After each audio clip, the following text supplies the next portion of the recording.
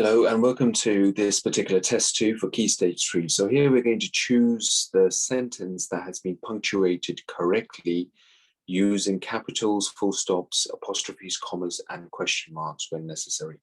So the sentence is, tell me where the students have gone.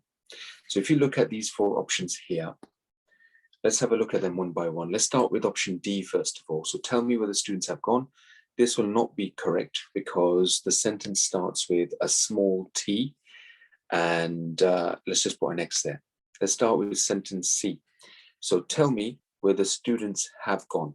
Now this could potentially be correct, but there's a comma here at the bottom, which is not necessary, I'm afraid. So that's also going to be wrong. Option B, tell me where the students have gone. So you've got 2 dashes there, which are not necessary. So that's an X. And tell me where the students have gone with a capital T and a full stop at the end. I would go with option A. You've got various different types of questions on grammar, spelling, and punctuation in this particular exercise. So good luck with these. Try your best. And in our next lesson, we'll review these all together. Thank you so much.